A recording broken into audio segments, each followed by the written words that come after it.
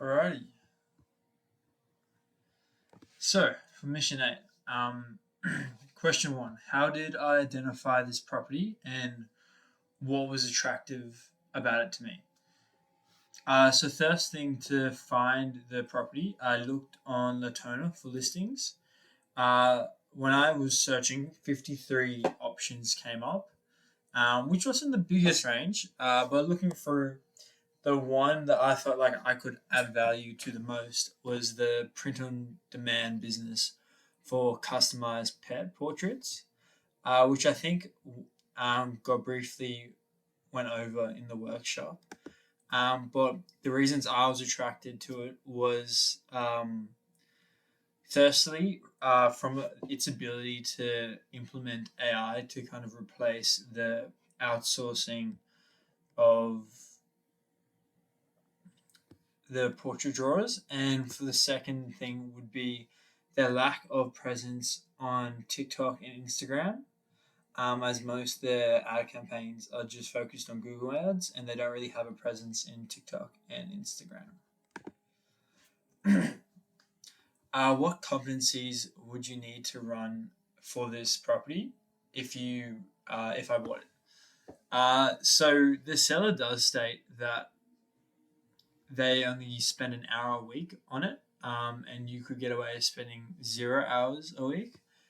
With that said, the time they do spend on it is with talking to contractors, so you would want some type of contractor relation skills, and also a brief understanding on digital marketing, and also some understanding about customized drawings and the process of that, as that would be my competitive advantage that I would want to improve the business on.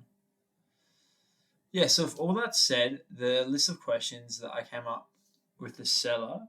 So first, to create these questions, I used a mixture of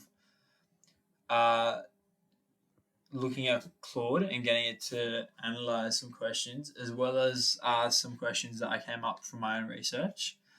And the main ones I would ask would firstly be, what is the profit margin for each product sold? So they do give us a profit margin for their business as a whole, but it would be interesting to see a profit margin for each product sold, to give more insight into the potential of scaling up, whether it would be easy to kind of scale up through volume, or if there's just one main product that's driving all the sales. To give more information about the business as a whole.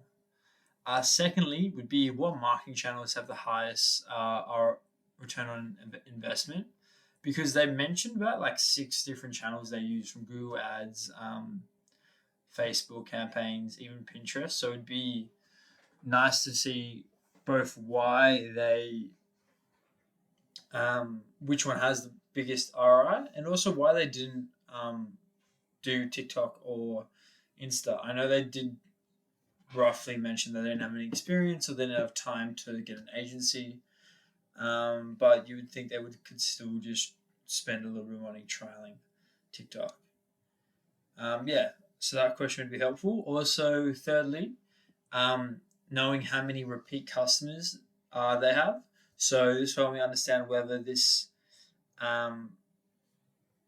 business is kind of based on loyalty and they have repeat orders, and also see what the customer satisfaction is, or if majority of the customers are new customers.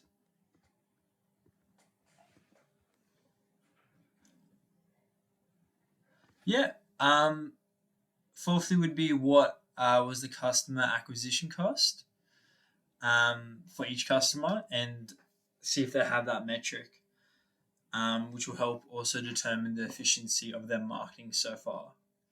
And my final question was whether they have any vendor or licensing royalty agreements that are new owner would need to assume, as it's important to kind of understand all the existing business agreements and obligations. Yeah, so final question: how would I grow this property if I bought it? And do I believe the seller has missed any opportunities? So the first one would be regards to AI.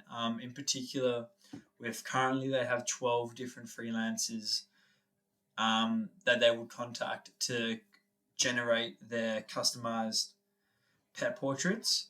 So there's a massive opportunity to implement AI in this process, whether that's just for parts of the process in customizing the art, or whether it can be fully replaced with AI art generation.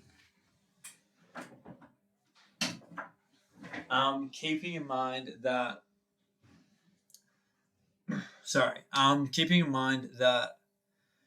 they may need to have some personalization for claims and branding purposes. But yeah, I'd be interested to maybe also have asked that with the sellers. And the second main opportunity would be around digital marketing, because I believe they missed out on marketing towards quite a younger audience, which could be done purely by TikTok organic, just to see if there's any traction, but also through paid TikTok as well. But yeah, that's been my mission 8 so far.